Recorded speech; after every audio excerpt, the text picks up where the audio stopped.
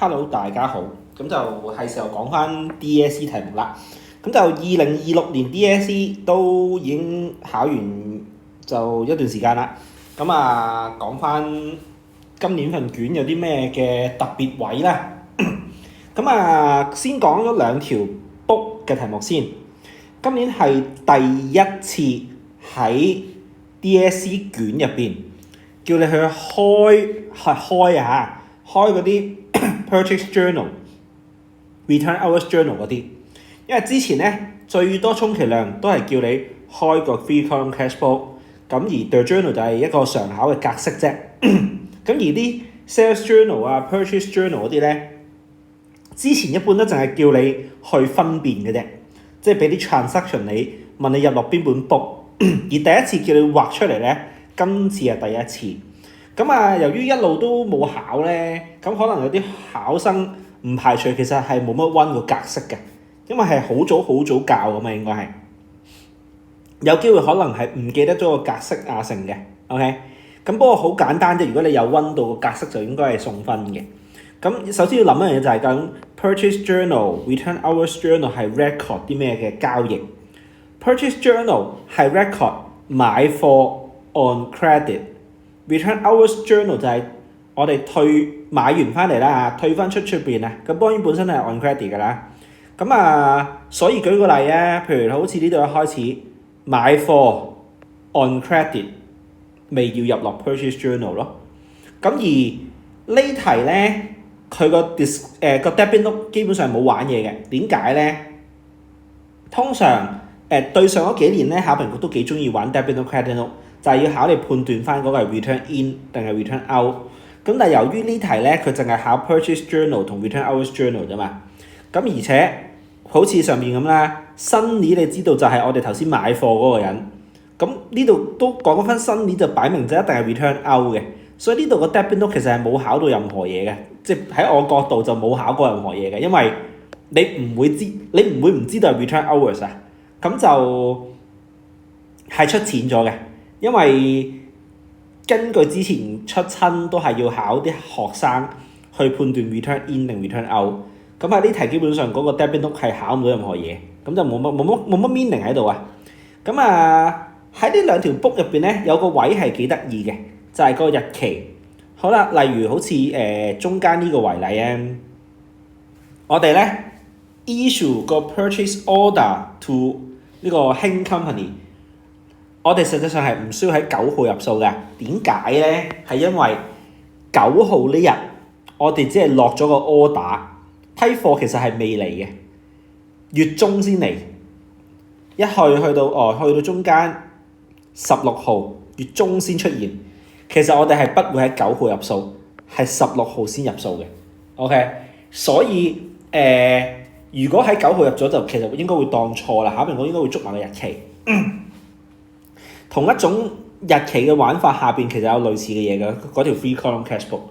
咁呢題除咗呢樣之外，咁就睇下會唔會識得處理嗰啲 discount 咯。即係例如係嗰個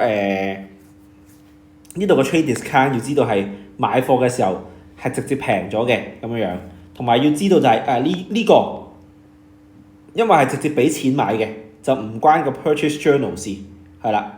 咁呢度就考埋個入落 T account 咯，即係入完落去個 book 之後再搬落去個 T account 嗰度嘅處理。另外就考埋你少少 ledger 嘅認知。咁嚴格嚟講都即係除非冇連 book ledger 個基本意思都唔識，咁加埋冇溫個格式，咁先至會跌分。如果唔係嚴格嚟講都送分㗎啦。cash book 嗰條咧就同頭先講一樣，咁係少少日期上面咧，即係例如呢度我14號買咗 on credit， 係咪應該係 purchase journal 啊？咁即係唔關 cash book 事㗎嘛。咁去到時呢個 K company 還錢啦 ，OK， 我哋還錢啦，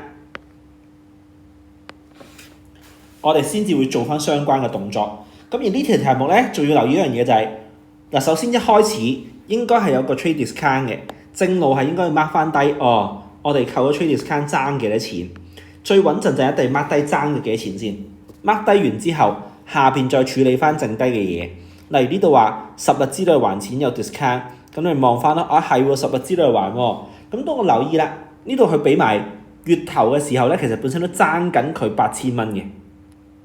OK， 咁我俾好多中4、5嘅學生做咧，都係呢度有少少問題嘅，即係可能有啲人會冇懷疑到呢樣嘢啊之類嗰啲。咁其實係唔單止係還本身63000蚊爭嘅錢，8000蚊都要還，不過8000蚊就冇 discount。咁有啲人可能淨係搞咗8000蚊呢個冇還到上邊嗰個。咁總之一律唔同，有好多唔同嘅情況發生啦。總之就係未係個個中4、5都會咁熟悉，係啦。咁同一道理，咁呢度又係啦 ，sales 都係 on credit 又唔使有個 cash book 啦。咁同埋16號呢個就少少留意啦。16號呢度本身咧喺個銀行度攞啲現金出嚟，17號再做咗啲動作嘅。咁所以其實呢度係兩個事件嚟嘅，2日嘅事件嚟嘅。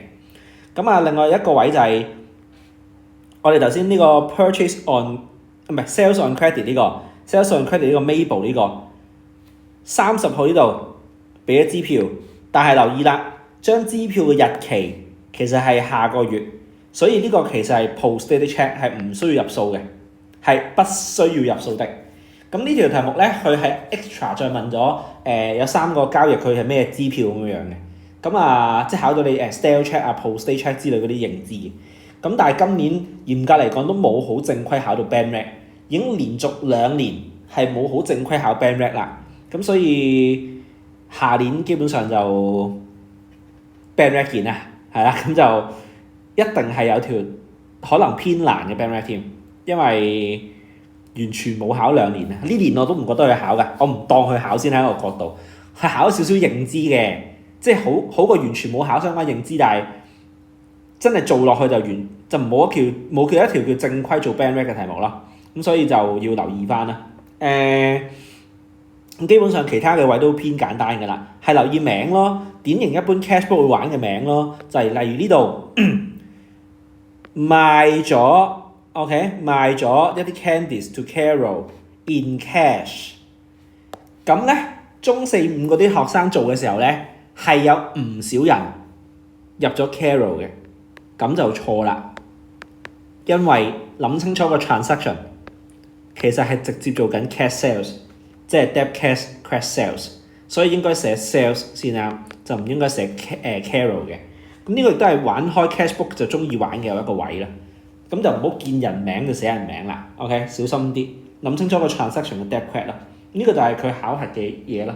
咁呢2條就係今年出咗2條 book 嘅位，咁我自己角度就呢2條都係偏送分嘅，即執唔晒都應該執大半，正常情況之下 ，OK，我每條 DSE 題目大部分應該都會講㗎，咁當然就好似咁樣就係提啲細節位啦。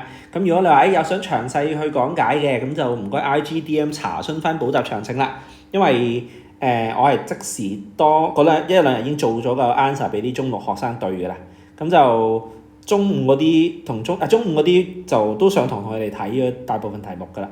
咁就如果想就嚟考試啊，係咪？咁就嚟考試咁，如果有需要去準備個考試嘅，就唔該去 IGDM 查詢翻啦。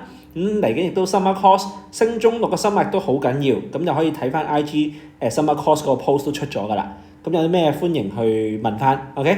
咁就係咁先，下次繼續講其他 DSE 題目，拜拜。